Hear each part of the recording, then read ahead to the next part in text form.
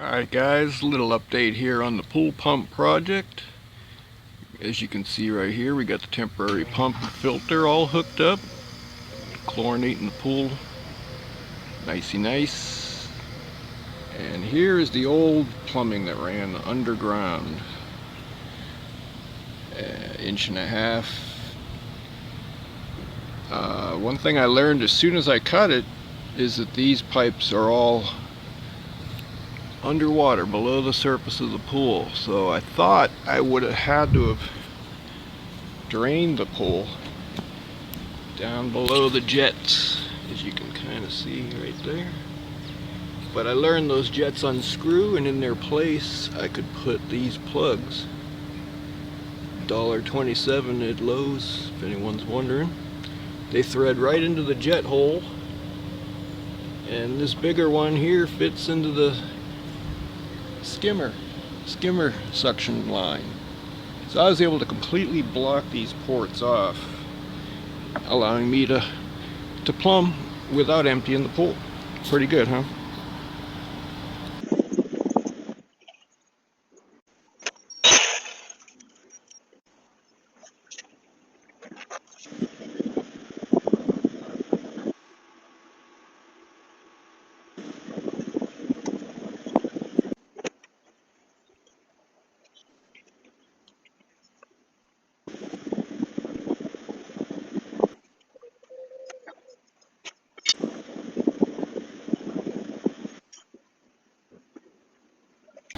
Oh boy, was that fun.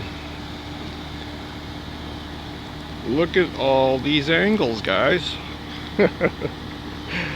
Now, I have never worked with a 45 in my entire plumbing career, which wasn't much, just personal experience. But anyway, my own personal projects, I don't think anyone would pay me to do this. But I was forced to use angles because, as you can see, these pool lines run straight to the pool, supply and return, at an angle to where the pump had to go. So I was forced to use more angles to solve the angular problem, which really made it a challenge. But I was able to hit my marks. Oh, you can see this is the form I made, a wooden form. I'm going to be pouring my own concrete pad. Yes sirree, you're serious. And there are marks on these forms exactly where I needed the intake and the output to be. And let me tell you, it has to be exact, and I'll show you why in a second. But I'm going to have to be adjusting these as I fill them in with the dirt to make sure they're sitting exactly where I need them. It's pretty tight tolerance. Anyway. Oh, and I wanted to run a 90. I didn't want to run this. I wanted to run a 90 to about here and then over somehow. But I uncovered this unknown thing. Anyone knows what this thing is, please leave a comment. But it looks like there's a lid and a base. And I got a shovel in there. I thought it was just a paver. And I was, the dirt was this high still, and I actually got it to go up a little bit. And so I first thought it was a cap well, a septic tank or something, but that doesn't, I don't know. Tell me what you think.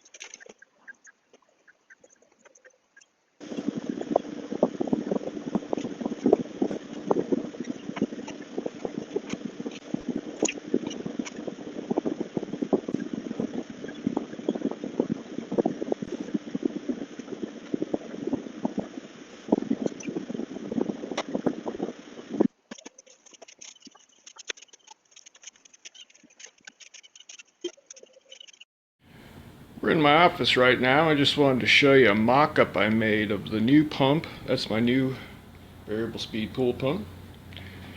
And I plumbed it up already, going into the new filter, cartridge filter, also by Pentair.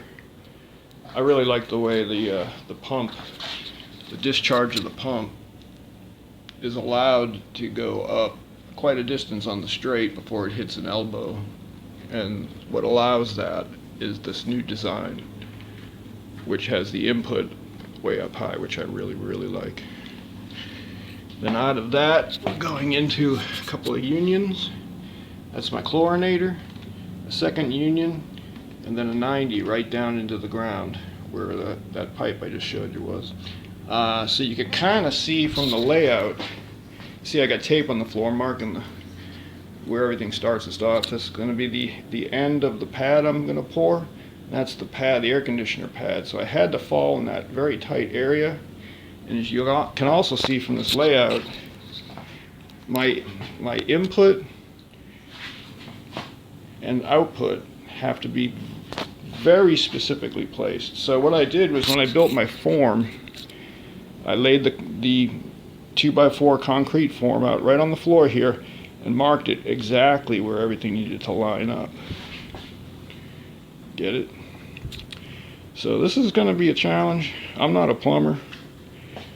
I have a lot of experience gluing PVC, but I never dealt with angles or exact specifications. It's going to be a challenge. I hope I can pull it off.